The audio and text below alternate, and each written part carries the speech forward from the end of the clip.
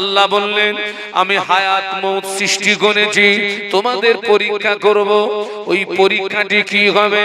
আমি আল্লাহ পাক হায়াত মউতের মাঝখানে তোমাকে যে সময় দিয়েছি বান্দা, ওই সময়ের ভিতরে আমার কোন বান্দা কে কতটা আমালে সলে করতে পারে, নেক আমল করতে পারে, ওটাকে পরীক্ষা করার জন্য আমি আল্লাহ পাক হায়াত মউত সৃষ্টি করেছি। সুবহানাল্লাহ।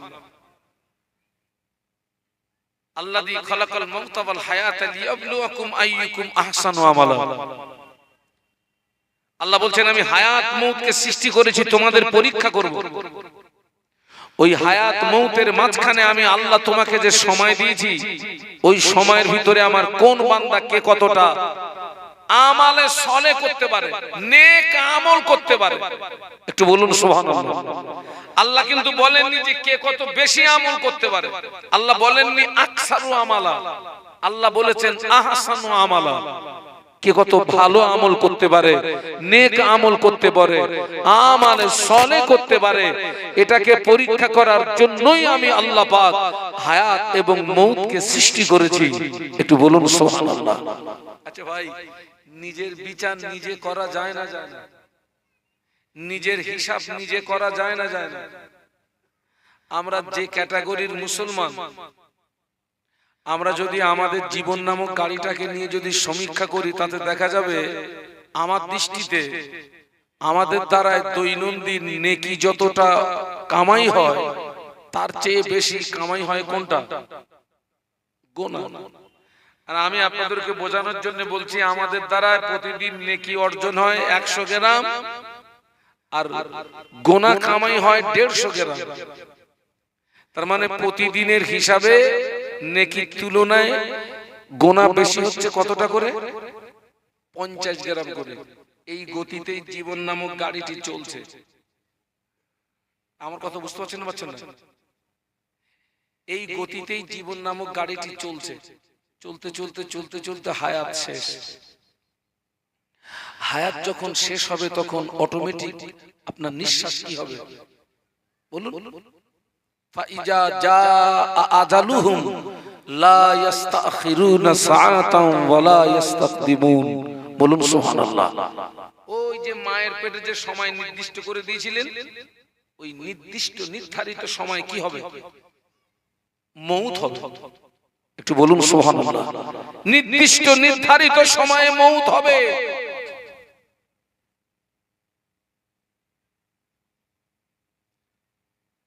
আপনারা দেখেছেন অনেক মুমূর্ষ মানুষ গলার কাছে ঘড় ঘড় করে আওয়াজ হচ্ছে, পাশে ছেলেটা বসে আব্বার গালে 1 চামচ পানি দিচ্ছে, মেয়েটা পাশে বসে আব্বার গালে 1 চামচ পানি দিচ্ছে। ছেলে মেয়ের উদ্দেশ্য, ছেলে চিন্তা করছে আমার হাতের পানি খেয়ে যদি আব্বার মউত হয়, অন্তত আমি বলতে পারবো যে আমার হাতের শেষ পানিটা আব্বা পান করেছেন। মেয়েরও টার্গেট ওই, কিন্তু দেখা যাচ্ছে ছেলেও পানি দিচ্ছে, মেয়েও পানি দিচ্ছে, কিন্তু পানি ভিতরে যাচ্ছে না, এই গালের 2 কিনারা দিয়ে জমিনে পড়ে যাচ্ছে। এরকম চিত্র, এরকম দৃশ্য আপনারা কম বেশি দেখেছেন না দেখেননি? আচ্ছা ভাই, পানি দিচ্ছে তো ভিতরে যাচ্ছে না কেন বলুন তো? বলুন বলুন। হায়াত শেষ, মনের রুজি শেষ। ওই বান্দা পৃথিবীর 1 ফোঁটা পানি গিলতে পারবে না। সুবহানাল্লাহ। হায়াত শেষ মানে কি শেষ বলুন? আপনি বলবেন হুজুর গাল দিয়ে যদি না যা, এখান থেকে 2 দিন আগে আমার মাহফিল ছিল কীর্তিপুর মাঠপাড়া, এইদিকে তো নাকি বাগজোলা কীর্তিপুর মাঠপাড়া। যে বাড়িতে আমার বসার জায়গা ছিল, ওই বাড়িওয়ালাটা কঠিন রোগে আক্রান্ত, কয়েক মাস মুখ দিয়ে আর খেতে পারে না। আমাকে দেখালো পেটটা কাটা, ওই পেটের ভিতরে একটা পাইপ লাগানো, ওই পাইপ দিয়ে তাকে খেতে হয়, জবান দিয়ে খেতে পারে না। আমি দাঁড়িয়ে কেঁদে ফেললাম, আল্লাহ আপনি আমাকে ভালো রেখেছেন, আলহামদুলিল্লাহ।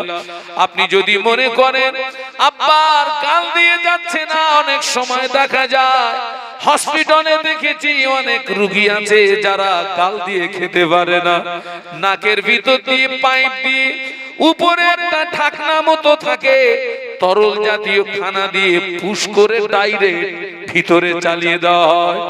আপনি যদি বলেন হুজুর আব্বা যদি গাল দিয়ে না যায়, আমি নাকের ভিতর দিয়ে ডাইরেক্ট ভিতরে চালিয়ে দেব।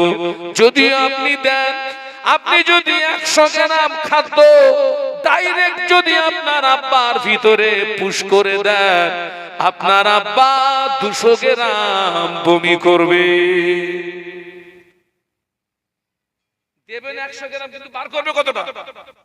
200 গ্রাম। লাভ না লস? এই পৃথিবীর জমিনে সময় যারা অপচয় করেছে, সময় যারা নষ্ট করেছে, এই পৃথিবীর জমিনে অনেক মানুষ তারা গাদ্দারি করে আল্লাহর জান্নাত ভালো লাগে না, নকল জান্নাত তৈরি করেছে। পৃথিবীর জমিনে আজ পর্যন্ত কেউ আল্লাহর নাফরমানি করে মূল টার্গেটে পৌঁছাতে পারে না, তার আগে আজরাইল হাজির হয়ে যায়। আপনারা ইতিহাস লক্ষ্য করুন, আজ পর্যন্ত কেউ আল্লাহর নাফরমানি করে তার মূল টার্গেটে পৌঁছাতে পারেনি, তার আগে বলুন, তার আগে কি নকল জান্নাত বানিয়েছিল কে? সে কি তার স্বপ্নের তৈরি করা জান্নাতে প্রবেশ করতে পেরেছিল? বলুন বলুন। না না,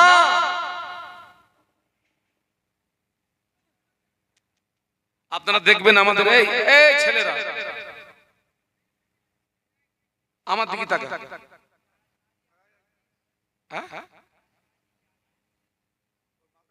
আচ্ছা আচ্ছা আচ্ছা, ঠিক আছে ঠিক আছে বাবা, একবার দরুদ শরীফ আল্লাহুম্মা সাল্লি আলা।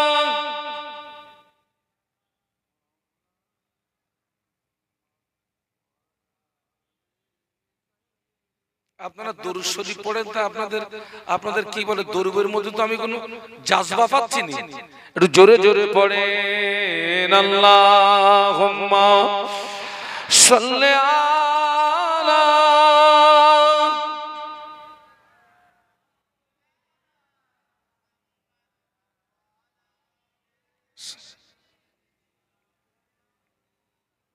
সাদ্দাত নকল জান্নাত বানালো, আল্লাহ পাক মুমিনদের জন্য যে জান্নাত তৈরি করে রেখেছেন,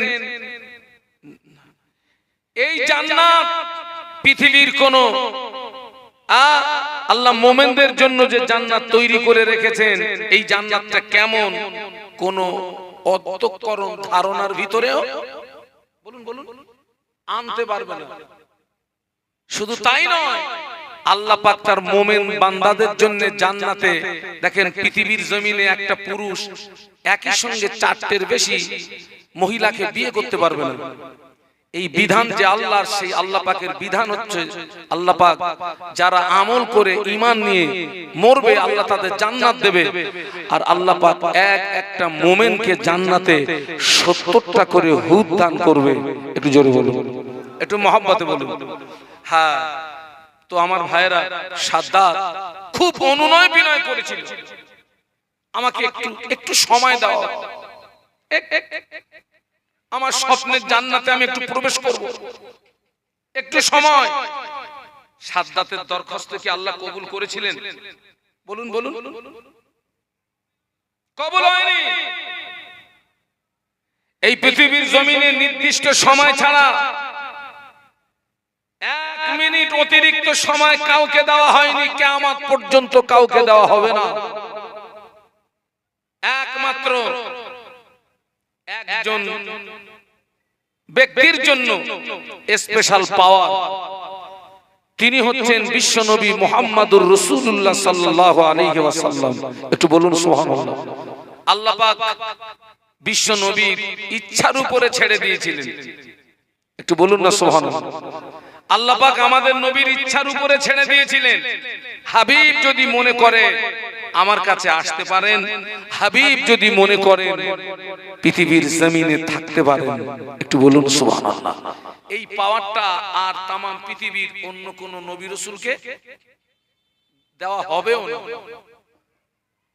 আমাদের নবীর ইন্তেকালের সময়ে আল্লাহ পাক ফেরেশতা আজরাইল আলাইহিস সালামকে পাঠিয়ে দিলেন, আজরাইল আমার হাবিবের কাছে চলে যাও, আমার হাবিবকে গিয়ে বলো আমার হাবিব যদি আমার কাছে আসতে চায় আমার হাবিবের রূহটাকে কবজ করবে, হাবিব যদি আসতে না চায় বেয়াদবি করবে না, ফিরে চলে আসবে। একটু বলুন না সুবহানাল্লাহ। সাদ্দাত খুব অনুনয় বিনয় করেছিল, হলো না। আপনারা দেখবেন আমাদের ঘরে আনাচে কানাচে ওই রকম বয়সের ছেলেরা মেয়েরা দেখবেন খেলা করে, ওদের ভিতরে কেউ আব্বা সাজে, কেউ মা সাজে, কেউ ছেলে সাজে, কেউ মেয়ে সাজে, রাস্তার ধুলি বালু নিয়ে ভাত রান্না করে, গাছের লতা পাতা ছিঁড়ে কি বানায়, সবজি বানায়। আপনারা কোন প্র্যাকটিক্যালে দেখেছেন? তুমুল খেলা হচ্ছে, কেউ কাটতেছে, কেউ নাড়তেছে, কেউ জাল দিচ্ছে, যেন মনে হচ্ছে কয়েক কোটি লোক খাবে। রান্না হয়ে গেছে, কলার পাতা ছিঁড়ে বিছিয়ে দিয়ে 303 চালের ভাত এক মুঠো করে মেরে দিয়েছে, তার উপরে ওই কি বলে লতা পাতা সবজি। ওদের ভিতরে আবার রাগারাগি হয়, আমি খাবো না তুই খা, আর একজন বলবে না না আমি খাবো না তুই যা। একটু একটু বাচ্চাদের মধ্যে ওরা তো দুনিয়ার খেলায় মশগুল হয়ে গেছে। কোন খেলায় বলুন তো, সবাই মিলে বলুন। ওদের মনে তো আখিরাত, আখিরাত কি, কবর কি, হাসর কি, মিজান কি, ওদের ভিতরে কিছু নেই। ওরা দুনিয়ার খেলায় মশগুল। কিন্তু ওই ছেলেটা আসল পিতা, যে ওই ছেলেটার আসল পিতা একবার যদি পিছন দিক দিয়ে আওয়াজ দেয় বাবা আব্দুস সালাম আয় রে বাবা তোর নানুর বাড়ি যাব, ওই ছেলেটা তখন সাথীদের বলবে ও আমার সঙ্গী সাথীরা, থাকলো তোদের ভাতের হাঁড়ি, চললাম আমি নানার বাড়ি। বাস্তব বললাম না বাস্তব বললাম? নানার বাড়ির কথা বললেও কি খেলবে না পালাবে? এই থাকলো হাঁটলুম। ওই মেয়েটার সম্মা পিছন দিক দিয়ে যদি একবার আওয়াজ দেয় ও মা ফাতেমা আয় রে মা তোর নানুজির বাড়ি যাব, ওই সময় ওই মেয়েটা সাথীদের বলে ও আমার সঙ্গী সাথীরা, থাকলো তোদের সবজির হাঁড়ি, চললাম আমি নানার বাড়ি। ছেলেরা তুমি তোমার জীবনের সময় নষ্ট করলে, বাজারের সময় নষ্ট করলে, বন্ধু বান্ধবের পিছনে সময় নষ্ট করলে, খেলায় সময় নষ্ট করলে, মোবাইলের পিছনে সময় নষ্ট করলে, আল্লাহর ইবাদত তুমি করলে না। আজরাইলের ডাক যেদিন আসবে তোমার সেদিন বক্তব্য হবে থাকলো তোদের ভাতের হাঁড়ি, চললাম আমি আসল বাড়ি। আসল বাড়ি কোনটা?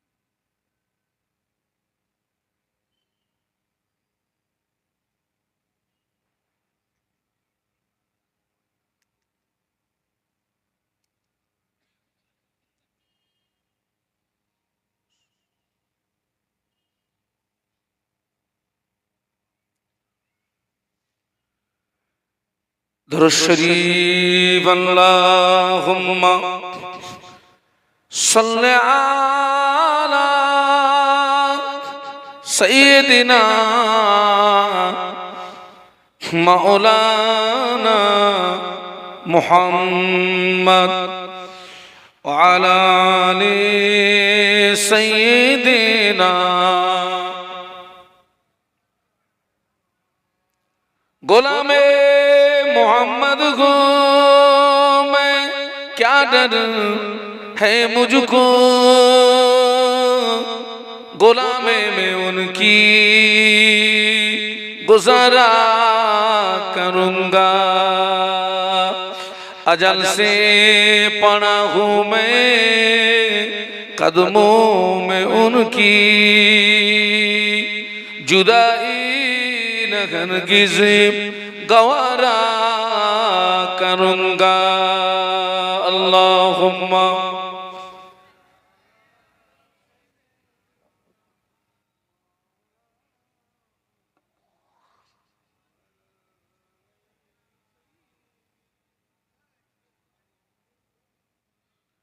আলহামদুলিল্লাহ। আমার ভাইরা, জওয়ান যুবকেরা, আমি আমার স্বল্প জ্ঞানে আপনাদেরকে শুধু একটা বিষয় বোঝাতে চাচ্ছি, সময়ের গুরুত্ব। আমি আপনাদেরকে কি বোঝাতে চাচ্ছি বলুন তো? সময়ের গুরুত্ব। আমাদের জীবনের প্রচুর সময় অপচয় হয়, প্রচুর সময় নষ্ট হয়, কিন্তু এর জন্য একদিন আক্ষেপ হবে, সেদিন আর পায়ের নিচে মাটি থাকবে না। আজকে আপনারা বলুন তো, এই যে মাহফিলটা হচ্ছে, এই যে আপনারা এখানে বসেছেন, এখানে যতক্ষণ সময় দেবেন, এটা আপনার জীবনে উপকার না ক্ষতি বলুন? এই যে আপনারা এখানে বসে আছেন, আল্লাহ চাইলে আমাদের জীবনের সগীরা গুনাহ আল্লাহ মাফ করে দেবে। এখান থেকে তওবা করে বাড়ি গেলে আল্লাহ পাক আমাদের জীবনের কবিরা গুনাহ মাফ করে দেবেন। আপনি এখানে যতক্ষণ বসে থাকবেন, রাসূলুল্লাহর ভাষায় এটা হচ্ছে জান্নাতের বাগান। একটু বলুন সুবহানাল্লাহ। আর ভাই, দুঃখ কষ্ট, আজকে আমার ছেলেরা, আমার নওজওয়ানেরা অক্লান্ত পরিশ্রম করে তারা একটা মাহফিল দিতে গেলে আপনার কত কষ্ট জানেন? এরা পাগলের মতো ছুটে ছুটে আজকের মাহফিলটা দিয়েছে। আহারে, এরা যদি মাহফিল না দিয়ে শুধু এখানে একটা, এরা আলেমদের দাওয়াত না করে শুধু একটা মহিলার দাওয়াত করবে, ও শুধু এসে এখানে একটু ড্যান্স মারবে, মাল সব আসবে না? আসবে না? এই প্যান্ডেল লাগবে, তাবারুক লাগবে, এই নিচে বসার জন্য চট লাগবে, মাল সব হাজির। তাহলে নিশ্চয়ই তাদের কাছে এই মাহফিলের চেয়ে ওইটার মর্যাদা কি বেশি? আল্লাহ ওদেরকে হেদায়েত দান করুন। আমিন। নায়িকার দিকে তাকাবি, জিনার গুনাহ হবে। আর আলেম যদি হাক্কানি আলেম হয়, হাক্কানি আলেমের চেহারার দিকে তাকাবি, আল্লাহ তোর জীবনের সগীরা গুনাহ মাফ করে দেবে। একটু বলুন সুবহানাল্লাহ। এই নায়িকাদের দিকে তাকাবি, তোর চোখ নষ্ট হয়ে যাবে। আলেমদের চেহারার দিকে তাকাবি, আল্লাহ চাইলে তোর চোখের জ্যোতি বাড়বে। সুবহানাল্লাহ বলুন। তবে আমি বলেছি, সে আলেমটা কি আলেম হওয়া চাই? হাক্কানি আলেম হওয়া চাই। হাক্কানি আলেমের চেহারার দিকে তাকালে আল্লাহ পাক জীবনের সগীরা গুনাহকে maaf করে দেন। বলুন সুবহানাল্লাহ। কত সুন্দর একটা জায়গা। বিশ্বাস করুন, আমরা কিন্তু এই জায়গার মর্যাদা হারিয়ে ফেলেছি, হারিয়ে ফেলেছি। আল্লাহ রাসূল সাল্লাল্লাহু আলাইহি ওয়াসাল্লাম, আপনার মদিনা শরীফের জান্নাতের একটা টুকরা আছে যেটাকে বলা হয় রিয়াজুল জান্নাহ বলা হয়। কি বলা হয়? রিয়াজুল জান্নাহ। আগে ওই রিয়াজুল জান্নাহে হাজীদেরকে যেতে 2-10 ঘন্টা ইন্তজার করতে হতো। 2-10 ঘন্টা অপেক্ষা করার পরে কোন হাজী যেতে পারতেন, আবার কোন হাজী, এই গত বছর থেকে দেখলাম সৌদি সরকার এমন নিয়ম করেছে, নারী পুরুষ সবাই 5 মিনিট হলে 10 মিনিট হলেও সবাই ওই জায়গাতে পৌঁছাতে পারবে। আলহামদুলিল্লাহ। তো মানুষ সেখানে ঘন্টার পরে ঘন্টা ইন্তজার করে। এত সুন্দর একটা মাহফিল হচ্ছে। আল্লাহ ওদেরকে হেদায়েত দেন। বলুন আল্লাহুম্মা আমিন। এই যে সময়টা এখানে ব্যয় করছেন, এই সময়ের জন্য আল্লাহর দরবারে আপনাকে কৈফিয়ত দিতে হবে না, বরং আল্লাহ চাইলে এই সময়টা কিয়ামতের ময়দানে নাজাতের ওসিলা হয়ে যেতে পারে। বলুন সুবহানাল্লাহ। কারণ আপনি এখানে দ্বীনের ইলম অর্জন করার জন্য বসেছেন। আল্লাহ রাসূল বলেছেন, তলাবুল ইলমি ফারিদাতুন আলা কুল্লি মুসলিমিন ওয়া মুসলিমা। প্রত্যেকটা মুসলিম নরনারীর জন্য দ্বীনের জ্ঞান অর্জন করা ফরজ। একটু বলুন সুবহানাল্লাহ। আমাদের জীবনের সময়ের কত মূল্য জানেন? 1 মিনিট সময়, 1 সেকেন্ড সময়, 1 সেকেন্ড অনেক মূল্য। কিয়ামতের ময়দানে আল্লাহ পাক নিজেই বিচারক হবেন। আল্লাহ পাক ইনসাফের পাল্লা খাড়া করবেন। আল্লাহ পাক ইনসাফের পাল্লা খাড়া করবেন। জাররা জাররা করে কি আল্লাহ পাক হিসাব নেবেন। কিয়ামতের ময়দানে আল্লাহ পাক এক বান্দার হিসাব নেওয়ার পরে দেখতে পাওয়া যাবে ওই বান্দার জীবনে একটা নেকি কম পড়ে গিয়েছে। মানে একটা গুনার পরিবর্তে যদি ও একটা নেকি পায়, অতি সহজে জান্নাত পেয়ে যাবে। একেবারে যেটা মূল কথা, সার কথা হচ্ছে ওর একটা নেকি শর্ট পড়ে গেছে। আচ্ছা ভাই, আমাদের তো পৃথিবীর জমিনে অনেক বন্ধু বান্ধব আছে না? একটু কথা বলুন। আল্লাহ আমাকে একটা ছেলে দিয়েছে, আল্লাহ আমাকে একটা মেয়ে দিয়েছে। আমি প্রতিদিন মাহফিলে বার হই, আমার ওই মেয়েটা আমার 2 গালে চুমু দেয়, দিয়ে আমাকে দোয়া পড়ে আমাকে গাড়িতে তুলে আমার বিদায় করে দেয়। এ একেবারে আল্লাহ পাকের শান প্রতিনিয়ত। আমি ওকে অন্তর দিয়ে ভালোবাসি। ওই মেয়ে যদি আমার সামনে দাঁড়িয়ে কাঁদে, আমি বাপ হয়ে কি আমার ওই মেয়ের চোখের পানি সহ্য করতে পারবো? বলুন বলুন বলুন না। আমার ছেলে যদি আমার সামনে কাঁদে, আমি কি আমার ছেলের চোখের পানি সহ্য করতে পারবো? ছেলে কিয়ামতের ময়দানে ওই মেয়ে ওই ছেলের চোখের পানির মূল্য আপনার আমার কাছে থাকবে কি? কিয়ামতের ময়দানে আমাদের মাথার উপরে যে সূর্য, এই সূর্যের 12টি মুখ হবে, আরো 11টা বেশি হবে। সূর্যের তাপে জমিনটা পুড়ে লাল তামা হয়ে যাবে। তামাম হাসরবাসীর মাথার কিনু টকবক টকবক টকবক টকবক করে পুড়তে থাকবে। কারো নাক দিয়ে, কারো কান দিয়ে, কারো চোখ দিয়ে মাথা কিনুগুলো বজবজ বজবজ বজবজ করে বেরোতে থাকবে। কিয়ামতের ময়দানে একটি আওয়াজ শুনতে পাওয়া যাবে, পানি পানি পানি পানি। বলুন আল্লাহু আকবার। হাসরবাসীদের জিভটা বেরিয়ে নবী স্তন পর্যন্ত চলে আসবে। জিভটা কুকুরের মতো নবী স্তন পর্যন্ত চলে আসবে। তামাম হাসর জুড়ে একটি আওয়াজ, পানি পানি পানি পানি। কিয়ামতের ময়দানে জমিনটা পুড়ে লাল তামা হয়ে যাবে। দেখতে পাওয়া যাবে সন্তানকে জমিনে শুইয়ে দিয়ে পিতা সন্তানের বুকের উপরে পা দিয়ে দাঁড়াতেও কুণ্ঠিত বোধ করবে না। পিতার মনে চিন্তা এটাই থাকবে, সন্তানের কষ্ট হয় হোক, আমার যেন কষ্ট। বলুন। আল্লাহ পাক কোরআন শরীফের মধ্যে বলেছেন, ইয়াউমা ইয়াফিরুল মারউ মিন আখিহি ওয়া উম্মিহি ওয়া আবিহি ওয়া সাহিবাতিহি ওয়া বানি।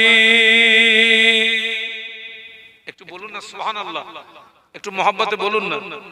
ইয়াউমা ইয়াফিরুল মারউ মিন আখিহি ওয়া উম্মিহি ওয়া আবিহি ওয়া সাহিবাতিহি ওয়া বানি। আখি মনে ভাই, উম্মুন মনে মা, আবি মনে পিতা।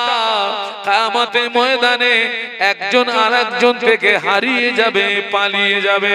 কিয়ামতের ময়দানে একজন আরেকজন থেকে হারিয়ে যাবে, পালিয়ে যাবে। কিয়ামতের ময়দানে এক বান্দার বিচার নিয়ে আল্লাহ পাক দেখবেন, ওর জীবনে একটা নেকি কম হয়ে গিয়েছে। আল্লাহ অর্ডার করে দেবেন, ও আমার বান্দা, তুই আমার জাহান্নামায় চলে যা। আর অর্ডার ওখানে কি বলা যাবে যে আল্লাহ তুমি বলো আমার বিচারটা ঠিক করলে না, বলা যাবে? আচ্ছা কিয়ামতের ময়দানে কি বলা যাবে যে আল্লাহ পার্টির লোক ডাকো? হ্যাঁ পার্টি বান্দা থরথর করে কাঁপবে, থরথর করে কাঁপবে, কলিজাটা গলার কাছে। আল্লাহ আল্লাহ তুমি আমাকে জাহান্নামে দিও না, আল্লাহ আল্লাহ তুমি আমাকে জাহান্নামে দিও না। আল্লাহ আল্লাহ রাসূল সাল্লাল্লাহু আলাইহি ওয়াসাল্লাম একটা দোয়া খুব বেশি বেশি করতেন, আল্লাহুম্মা হাসিবনি হিসাবান ইয়াসীরা। সকলে আমার সঙ্গে বলুন, আল্লাহুম্মা হাসিবনি হিসাবান ইয়াসীরা। যার বাংলা মানে হলো আল্লাহ কিয়ামতের ময়দানে তুমি আমার হিসাবটাকে সহজ করে দিও। বলুন আল্লাহুম্মা আমিন। কি করে দিও? এই ছেলে এই আমার দিকে তাকা, আল্লাহ যদি হিসাব সহজ করে দেয় তোর কপাল ভালো। আল্লাহ যদি মনে করেন যে এর কাছ থেকে আমি কৈফিয়ত নেব, ও জাহান্নাম ছাড়া কোনো, আল্লাহ যদি মনে করে এর কাছ থেকে কৈফিয়ত নেব,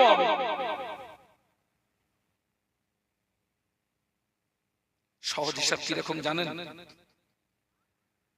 কিয়ামতের ময়দানে আল্লাহ পাক যার হিসাবকে সহজ করবেন বলে মনে করবে, আল্লাহ পাক ওই বান্দাকে পর্দার আড়ালে ডেকে নিয়ে যাবে। একটু বলুন সুবহানাল্লাহ। আপনারা মনে করুন এটা হচ্ছে হাসরের ময়দান। আল্লাহ যার হিসাবকে সহজ করবেন বলে মনে করবেন, ওকে ডেকে নিয়ে পর্দার আড়ালে একটা গোপন জায়গায় নিয়ে যাবেন। ও আমার বান্দা রে, এই গুনাহটা কি তুই করেছিস? এই অন্যায়টা কি তুই করেছিস? এই পাপটা কি তুই করেছিস?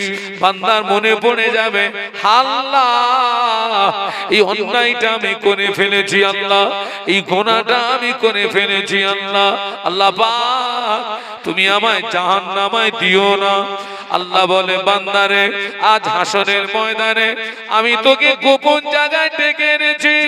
ও আমার বান্দারে তুই কাঁদবি না, আমি আল্লাহ পাক আজ হাসরের ময়দানে তোর জীবনের আসবার সমূহ গুনাহগুলোকে আমি আল্লাহ গোপনে গোপনে মাফ করে দিলাম। একটু মহব্বতে বলুন না, এর নাম কি হিসাব? সহজ হিসাব।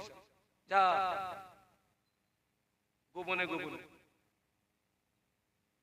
হ্যাঁ, ওই বান্দার নেকি কম হয়ে গেছে কটা? একটা। অর্ডার কোন জায়গা? অর্ডার জাহান্নাম। আল্লাহ অর্ডার করেছে বান্দা, আল্লাহকে বলছে, আল্লাহ আমাকে একটু সময় দাও না আল্লাহ। আজ হাসরের ময়দানে আমার আত্মীয় স্বজন আল আওলাদ যারা আছে, আমার আব্বা মা বিবি ছেলে মেয়ে, অন্তত আমি একটু তাদের কাছে যাই, দেখি না কেউ আমাকে একটা নেকি দেয় নাকি। আল্লাহ তো দয়াময়, আল্লাহ পাকের রহমতের দরিয়ায় জোশ মেরে যাবে। বলুন সুবহানাল্লাহ। হ্যাঁ, আল্লাহ পাক বান্দাকে অবকাশ দেবে। যা ওই বান্দা হাসরের ময়দানে কোটি কোটি কোটি কোটি মানুষের মাঝখানে আব্বাকে চিনে ফেলবে, মাকে চিনে ফেলবে, বিবিকে চিনে ফেলবে, ছেলেকে চিনে ফেলবে, মেয়েকে চিনে ফেলবে। আব্বার কাছে নেকি চাইবে, আব্বা নেকি দেবে না। মায়ের কাছে যাবে, মা নেকি দেবে না। বিবির কাছে যাবে, বিবি নেকি দেবে না। ছেলের কাছে যাবে, দেবে না। মেয়ের কাছে যাবে, দেবে না। বন্ধু বান্ধবীর কাছে যাবে, দেবে না। সবাই ফিরিয়ে দেবে। কিয়ামতের ময়দানে ওই বান্দা কাঁদতে কাঁদতে আল্লাহ পাকের দরবারে নৈরাশ হয়ে ফিরে আসবে। আল্লাহ পাক কেউ আমাকে একটা নেকি দিল না। আল্লাহ পাক আজ হাসরের ময়দানে কেউ আমাকে একটা নেকি দিল না। ও রব্বুল আলামিন, আল্লাহ পাক তুমি আমাকে জাহান্নামে দিও না। আল্লাহ পাক জাহান্নামের আগুন সহ্য করার ক্ষমতা আমার নাই। ওই সময় আল্লাহ বলবে, বান্দারে কেউ তোকে একটা নেকি দিল না, তবে তোর জীবনের একটা নেকি আমার কাছে মওজুদ আছে, তোকে আমি জানাই না। একটু জোরে বলতে পারলেন না? মহব্বতে বলতে পারলেন না? এখনো তোর জীবনের একটা নেকি আমার কাছে আছে, ওটা আমি তোরে বলিনি। আচ্ছা, এইরকম সময় যদি আল্লাহর পক্ষ থেকে এইরকম একটা বার্তা আসে, আচ্ছা বলুন তো বান্দা কিরকম খুশি হবে? বান্দা বলবে, আল্লাহ তুমি আজ হাসরের ময়দানে আমার সঙ্গে ঠাট্টা করছো নাকি? আল্লাহ আল্লাহ তুমি কি আমার সঙ্গে আজ হাসরের ময়দানে ঠাট্টা করছো, উপহাস করছো? আল্লাহ বলেন, বান্দা রে, ও আমার বান্দা, আজ হাসরের ময়দানে আমি তোর সঙ্গে ঠাট্টা করি না বান্দা, উপহাস করি না বান্দা। বান্দা বলে, আল্লাহ পাক, আমার জীবনের যে নেকিটা তোমার কাছে মওজুদ, ওটা আমার জীবনের কোন নেকি? ও আমার বান্দা রে, তুই এক রাতে ঘুমিয়েছিলি বান্দা, ওই ঘুমিয়ে ঘুমিয়ে এক কাত থেকে যখন অপর কাতে গিয়েছিলি, ওই ঘুমিয়ে ঘুমিয়ে এক কাত থেকে যখন অপর কাতে গিয়েছিলি, এক করোট থেকে যখন অপর করোটে গিয়েছিলি, তোর জবান থেকে একবার আল্লাহ শব্দ বেরিয়েছিল। আমার বান্দারে, তুই ঘুমের ভিতরে একবার আল্লাহ বলার কারণে তোর যে নেকি হয়েছে, ওই নেকিটা আমার কাছে মওজুদ আছে। ও আমার মালাইকারা, এই নেকিটা নিয়ে আমার বান্দার নেকির পাল্লায় চাপিয়ে দাও। ফেরেশতারাই ওই নেকিটা নিয়ে বান্দার নেকির পাল্লায় যেই না চাপিয়ে দেবে, বা আল্লাহর হুকুমে বান্দার নেকির পাল্লাটা ভারী হয়ে যাবে। এইবার আপনি বলেন, এখানে বসে আমরা কতবার আল্লাহ বলেছি? আমরা কতবার সুবহানাল্লাহ বলেছি? আমরা কতবার দরুদ শরীফ পড়েছি? আমরা কতবার কলেমা শরীফ পড়েছি? এই একবার দরুদ শরীফ যদি কবুল হয়ে যায়, একবার সুবহানাল্লাহ যদি কবুল হয়ে যায়, একবার আল্লাহু আকবার যদি কবুল হয়ে যায়, একবার কলেমা শরীফ যদি কবুল হয়ে যায়, ওটাই কিয়ামতের ময়দানে জান্নাতে যাওয়া ওসিলা হয়ে যাবে। জোরে বলুন।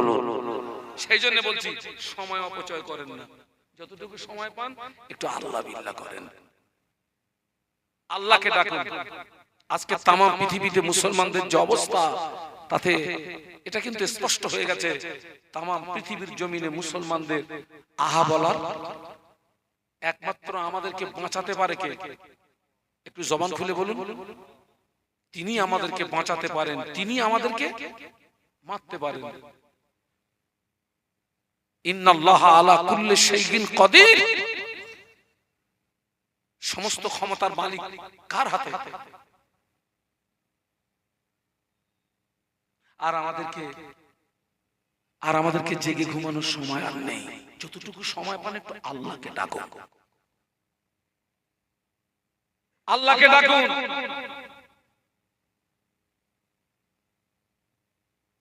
আজকের আমাদের ভিতরে নামাজ নেই, ইবাদত নেই, আমল নেই, কিচ্ছু নেই, পুরো শুকনো কাঠ হয়ে গেছে। বাস্তব বলছি না? বাস্তব বলছি।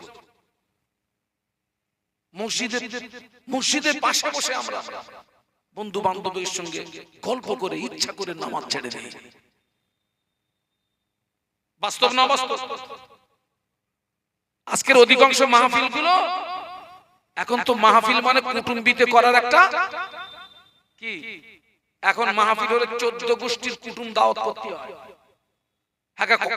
কত গোষ্ঠীর বলেছি? 14 গোষ্ঠীর কুটুম। ওই কুটুম থাকাবে না হুজুর থাকাবে? শ্বশুর শাশুড়ির খেদমত, শালা শালি এসেছে ওদের খেদমত। বাবা খবর নিয়ে দেখেন, অধিকাংশ মাহফিলে ওই মায়েরা কুটুম্বিতে, আপনার বাড়িতে মেহমান আসলে, কুটুম আসলে তাদেরকে বাবা মেহমানদারি করতে হবে তো, খাওয়াতে হবে তো। খবর নিয়ে দেখবেন ওই বাড়ির অধিকাংশ মহিলারা কিন্তু এশার নামাজ পড়েনি। এশার নামাজ না পড়ে কি করতেছে? খেদমত করতেছে। লাভ হলো না লস হলো? একটু জোরে বলো খোকা। তোমার 1 টাকা হারিয়ে গেছে, তুমি 3 টাকার মোমবাতি কিনে খুঁজতেছো। হারিয়ে গেছে কত? 1 টাকা মোমবাতির দাম, লস হচ্ছে না? মেহমানদারি করুন, নিজের আখিরাতটাকে নষ্ট করে নয়। এশার নামাজটা আদায় করুন, এশার নামাজটা পড়ুন।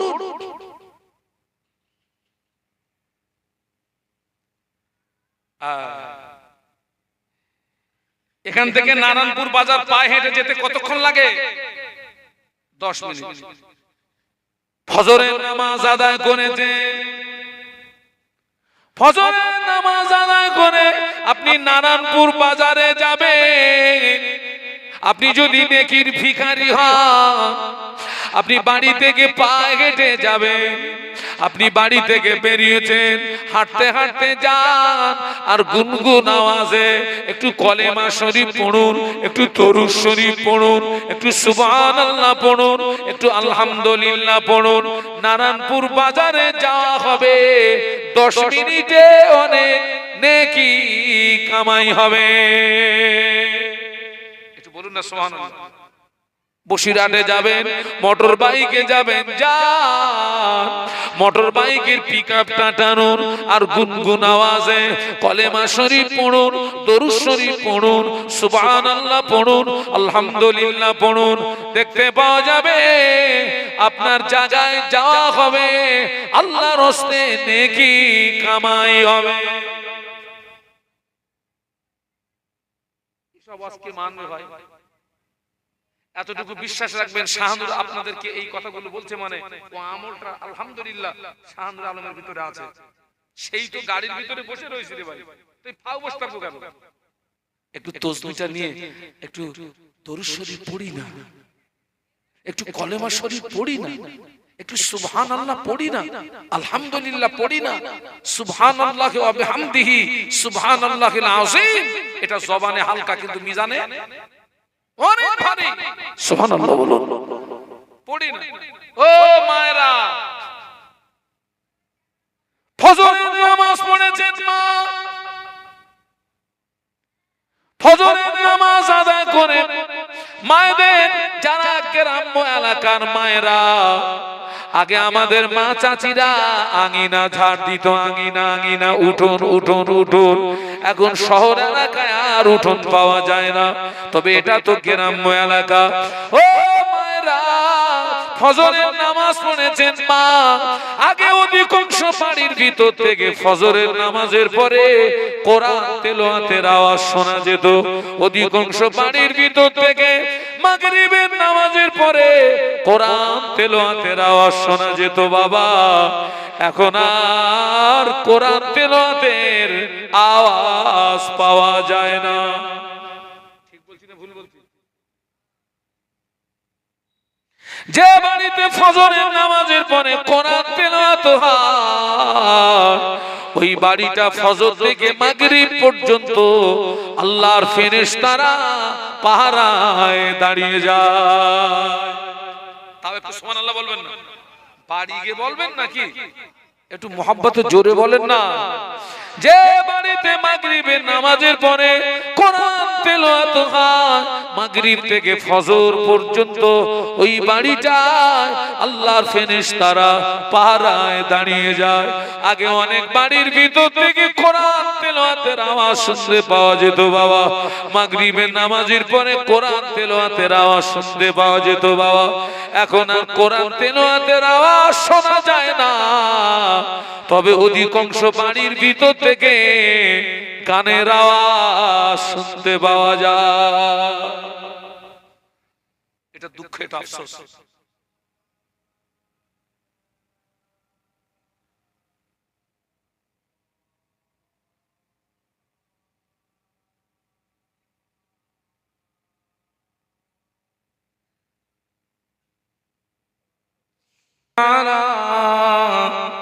सैयदना मौलाना मुहम्मद व अला आले सैयदना। मेरे आंखों के पुतली में जलवा मोहम्मद का, मेरे दिल के आईने में नक्शा है मोहम्मद का, कोई जन्नत में जाएगा, कोई दोज़ख में पहुंचेगा। मदीने की तरफ दौड़ा दीवाना मोहम्मद का। अल्लाहुम्मा जोरे जोरे मोहब्बत से सल्ले अला।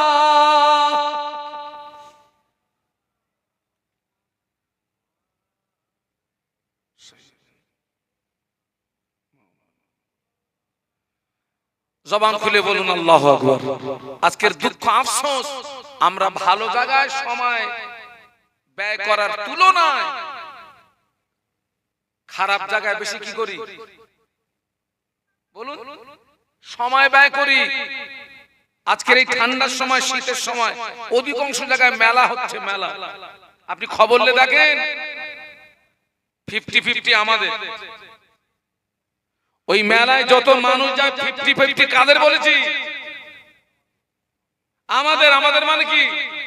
সব মুসলিম। এই আমি এখান থেকে কদিন আগে একটা মাহফিল করলাম আপনার আমতলা রোডে, ডায়মন্ড হারবার আমতলা রোড, জায়গাটার নাম মানিকতলা। বাড়িপুরে মেলা হচ্ছে, দেখলাম মুসলমানের মেয়েরা পুরো এক বরখা পরে আপনার মেলা যাচ্ছে, বরখা পরে। আশ্চর্য হয়ে গেল, বরখা পরে মেলায় যাচ্ছে। আল্লাহ পাক ওদেরকে হেদায়েত নসিব করুন, বলুন আল্লাহুম্মা আমিন। আমি আপনাদেরকে একটাই কথা বলতে চাচ্ছি, সেটা হচ্ছে সময় আপনি অপচয় করবেন না। ছোটবেলায় পড়েছিলাম আজকা কাম কাল পার না ডাল, আজকের কাজটা কালকের জন্য বলুন বলুন ফেলে রেখো না বাবা। আজকের কাজটা কালকের জন্য ফেলে রাখলে কালকের এমন মুসিবত সামনে হাজির হবে, ও কাজা আদায় হবে না বাবা, আদায় হবে না। আল্লাহ পাক হায়াতে রেখেছেন, সুস্থ রেখেছেন, সময়টা আল্লাহর ইবাদতে দেন। সুস্থ থাকতে ইবাদত করো, টাকা থাকতে দান করো। অসুস্থ হয়ে গেলে ইবাদত করার মন মানসিকতা থাকলেও শরীর আর পারবে না বাবা। আমি সেই জন্য তো অনেক মাহফিলে বলি, পারলে মাঝে মাঝে একটু হসপিটালে যাবেন, হসপিটালে যাবেন, মেডিসিন ওয়ার্ডে যাবেন, মেয়েদের ওয়ার্ডে যাবেন না, ছেলেদের ওয়ার্ডে যাবেন। আমি কিন্তু মাঝে মাঝে হসপিটালে যাওয়ালো, মন যখন খুব দুনিয়ার দিকে আকৃষ্ট হয় আমি তখন ছুটে হসপিটালে চলে যাই। হসপিটালে যাবেন, বেশি বেশি কবর জিয়ারত করবেন, কবর জিয়ারত করবেন। গিয়ে দেখবেন হসপিটালে এক এক মানুষ এক এক রোগে আক্রান্ত, আর এক এক রোগের কষ্ট এক এক রকম। চোখের দুই কিনারা দিয়ে শুধু পানি গড়াচ্ছে, হাহুতাশ করছে। যারাই ওই বেডে শুয়ে হাহুতাশ করছে, আল্লাহ এইবারে যদি সুস্থ হতে পারতাম। সময় তোমার ইবাদতে কাটাতে, এতদিন কোথায় ছিলি? আল্লাহ তোকে তো সুস্থ রেখেছিল, তুই তো কাঁসা মেরে লাফাইছিস। ফজরের আজান হয়ে গেল, ও মায়েরা জামাতের সময় হয়ে গেল। ইমাম সাহেব ইমামের জায়গায় দাঁড়িয়ে গিয়েছে, মুক্তাদি মুক্তাদির জায়গায় দাঁড়িয়ে গিয়েছে। মুক্তাদির ভিতরে একজন মুক্তাদির বয়স 70 বছর, আর একজন মুক্তাদির বয়স 25 বছর। একই ইমাম একই নামাজ, দুটো মুক্তাদির ভিতরে সওয়াব বেশি পাবে কে? কেন?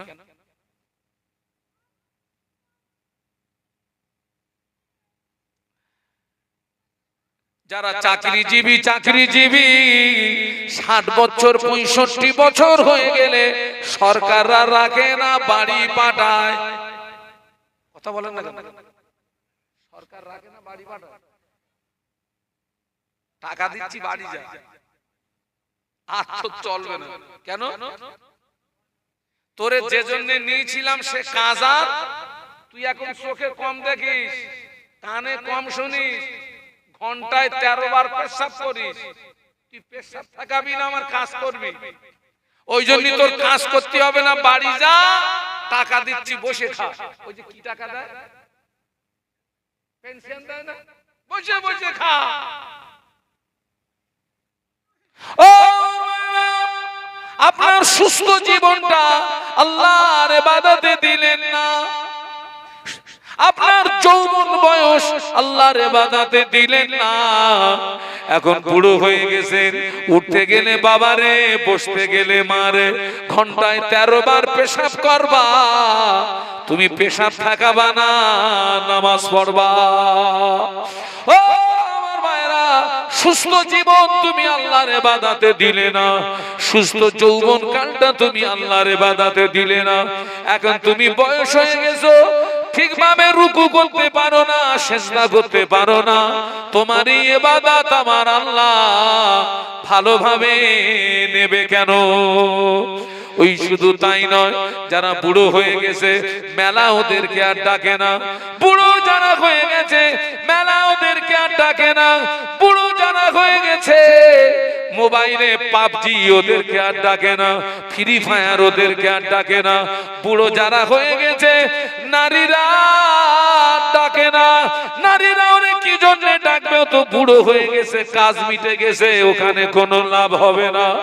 যুবক যে আছে গান ওরে ডাকে, আমার কাছে আয়, যে যুবক মেলা ওরে ডাকে আমার কাছে আয়, তাস ওরে ডাকে আমার কাছে আয়, কাঁজা ওরে ডাকে আমার কাছে আয়, নারীরা ওরে ডাকে আমার কাছে আয়, নারীরা হাত ছানি দেয়, এই যুবক তুই আমার কাছে আয়। ওই যুবক ছেলেটা মেলার মুখে লাথি মেরে, কানের মুখে লাথি মেরে, সেনার মুখে লাথি মেরে, তাসের মুখে লাথি মেরে আল্লাহকে রাজি করানোর জন্য ও যখন আল্লাহু আকবার বলে নামাজে দাঁড়িয়ে যায়, আমার আল্লাহর আরশ খুশি হয়ে যায়।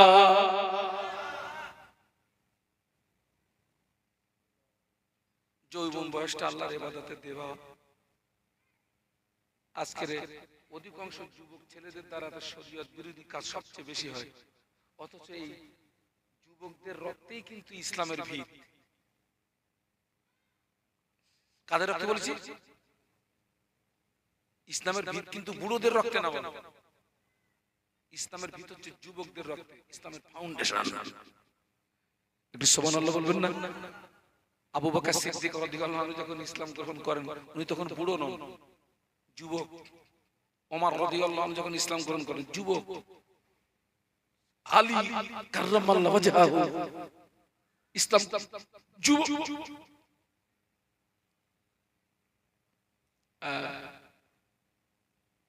সময় অপচয় করেন না বাবা, আমি আপনাদেরকে কিন্তু জ্ঞান দিতে আসিনি বাবা।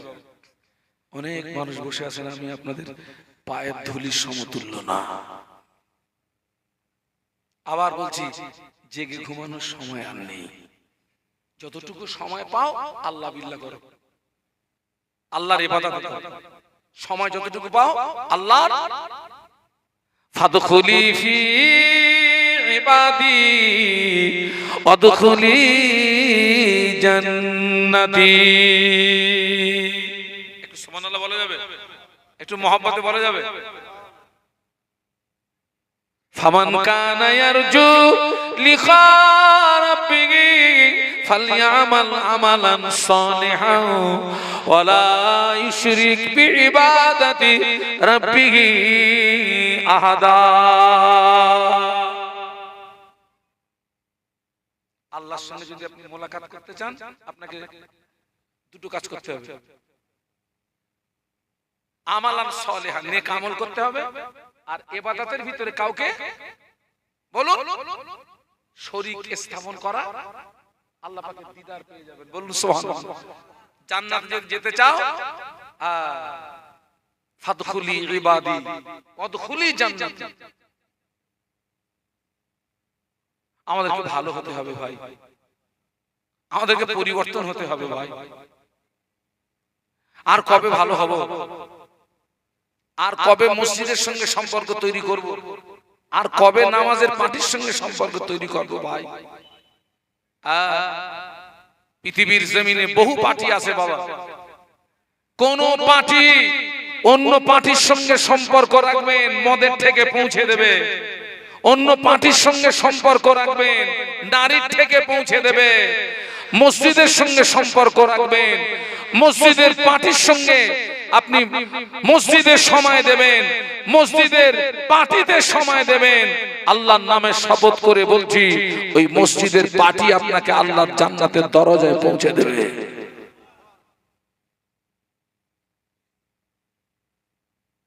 মায়েরা যারা আছেন, মায়েরা আশেপাশে, মাইকটা খুব ভালো মাইক, এই আওয়াজ অনেক দূরে যাচ্ছে।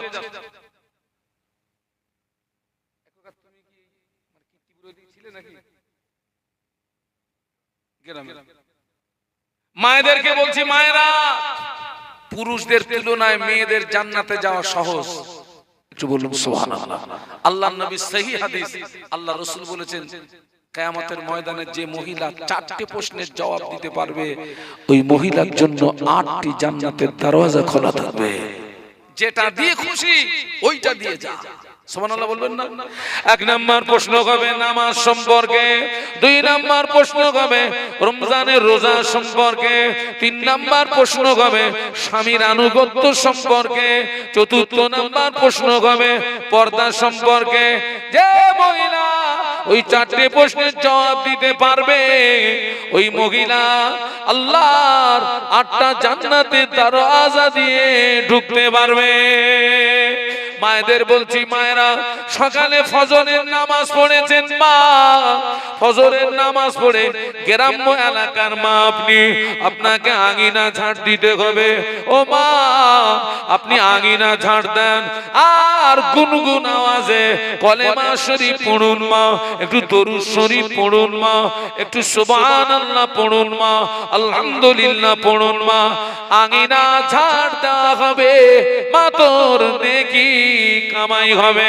তারপরে মা আপনি থালা বাসন সাফ করবেন মা, থালা বাসন সাফ করুন মা, আর মনে মনে একটু দরুদ শরীফ পড়ুন মা, কলেমা শরীফ পড়ুন মা, সুবহানাল্লাহ পড়ুন মা, আলহামদুলিল্লাহ পড়ুন মা।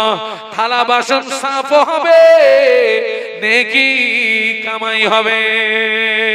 মায়েরা বাচ্চাদেরকে দোলনায় নিয়ে দোল দেন। অনেক মায়েরা গান বলেন মা, আমি আপনাদেরকে বলবো, ও মায়েরা, বাচ্চাদের দোলনায় তুলে দোল দেওয়ার সময় গান বলবেন না মা। আপনি বাচ্চাকে দোল দেন আর কলেমা শরীফ পড়ুন, লা ইলাহা ইল্লাল্লাহ, লা ইলাহা ইল্লাল্লাহ, লা ইলাহা ইল্লাল্লাহ, লা ইলাহা ইল্লাল্লাহ, লা ইলাহা ইল্লাল্লাহ। ও মা, আপনি দেখবেন একদিন আল্লাহ আপনার কলিজা টুকরার জবান থেকে কলেমা জারি করে দেবে।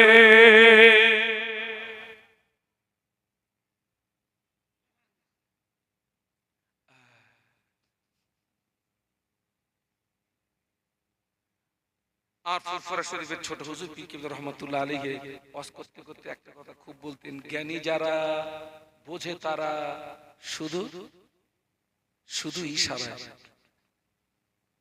আমি কি বলতে চাচ্ছি নিশ্চয়ই আপনারা বুঝতে পারছেন ভাই। আবার বলছি, আপনারা নিচে অনেক মানুষ বসে আছেন, আমি আপনাদের পায়ের ধুলির সমতুল্য না। আসমানের নিচে জমিনের উপরে আমার মতো নিকৃষ্ট অধম আর দ্বিতীয়ত কেউ আছে আমার জানা নেই। তবে আপনাদেরকে বলবো, সময় অপচয় করেন না, যতটুকু সমান পান।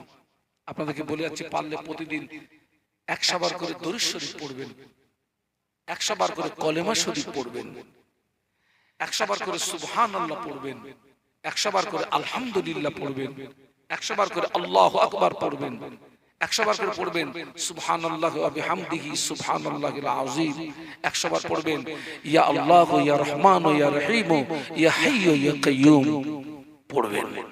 আল্লাহ চাইলে এই সমস্ত তাসবিহগুলো যদি কবুল হয়ে যায়, বেটা কিয়ামতের ময়দানে নাজাতের ওসিলা হয়ে যাবে।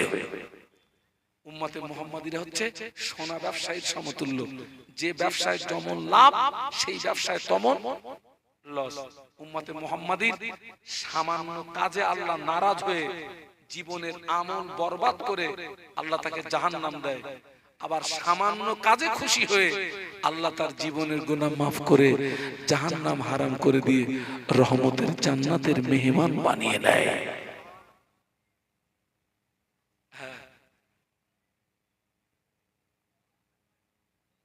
আমাদেরকে পরিবর্তন হতে হবে,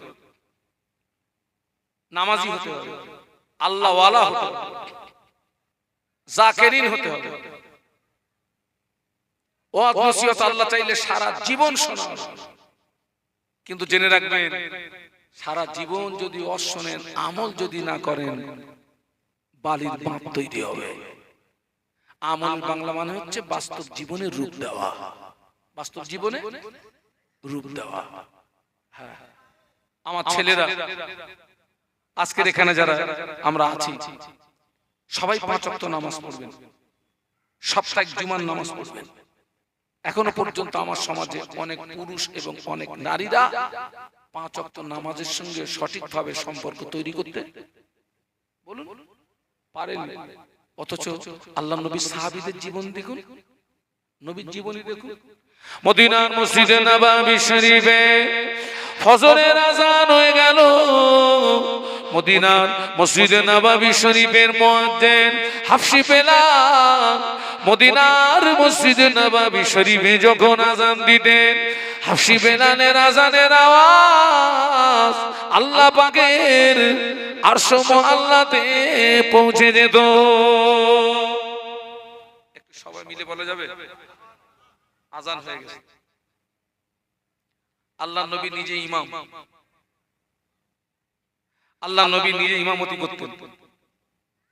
মদিনার মসজিদে নববীতে নামাজ হলো, আল্লাহ নবী প্রত্যেক দিন, আমার দিকে তাকান, প্রতিদিন ফজরের ফরজ নামাজের পরে সাহাবীদেরকে নিয়ে ওয়াজ নসিহত করতেন। আজও দেখবেন যারা মদিনা শরীফে গেছেন, ফজরের নামাজের পরে সব এক এক জায়গায় বসে বসে কি হয়, তালিম হয়। তো আল্লাহ নবী সাহাবীদেরকে নিয়ে ওয়াজ নসিহত করতেন প্রত্যেক দিন। একজন সাহাবী উনি নামাজ পড়েই সোজা বাড়ি, কোনদিন নবীর ওয়াজ নসিহতের মজলিসে বলুন বলুন বসে না, নামাজ শেষ কোনো কথা না, একদম সোজা বাড়ি। অন্য সাহাবীরা ওই সাহাবীর ব্যাপারে নবীর কাছে নালিশ দিলেন, হুজুর আপনার ওই সাহাবীটা কোনদিন আপনার ওয়াজ নসিহতের মজলিসে বসে না, হুজুর কোনদিন বসে না, ওই আপনার পিছনে নামাজ পড়ে চলে যায়। আল্লাহ নবী সাহাবীকে ডাকলেন, ও সাহাবী কেন তুমি নামাজ পড়ে চলে যাও, কেন আমার ওয়াজ নসিহত শোনো না?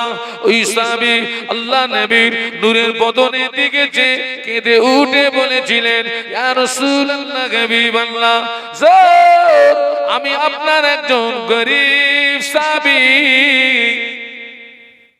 কি সাহাবী? আমি একজন আপনার গরীব সাহাবী। হুজুর আমরা স্বামী স্ত্রী, আমাদের দুইজনের মাঝখানে কাপড় মাত্র একটি। হুজুর আমরা স্বামী স্ত্রী, আমাদের দুইজনের মাঝখানে কাপড় মাত্র একটি। হুজুর আমি যখন মসজিদে আসি, আমার স্ত্রী উলঙ্গ হয়ে গুগার ভিতরে প্রবেশ করে, ওই কাপড়টা পরে আমি নামাজ আদায় করি। আমি নামাজ আদায় করে আপনার ওয়াজ নসিহত যদি শুনতে যাই, সূর্য যদি উদয় হয়ে যায়, আমার বিবির নামাজটা ছুটে যাবে, বিবির নামাজটা কাজা হয়ে যাবে। এই জন্য আমি দেরি না করে জলদি গতিতে বাড়িতে চলে গিয়ে আমি উলঙ্গ হয়ে গুহার ভিতরে প্রবেশ করি। এই কাপড়টা পরে আমার বিবি নামাজ আদায় করে। আমার বিবি উলঙ্গ হয়ে গুহার ভিতরে প্রবেশ করে। এই কাপড়টাকে পরে আমি হালাল রুজি অন্বেষণের জন্য বেরিয়ে যাই।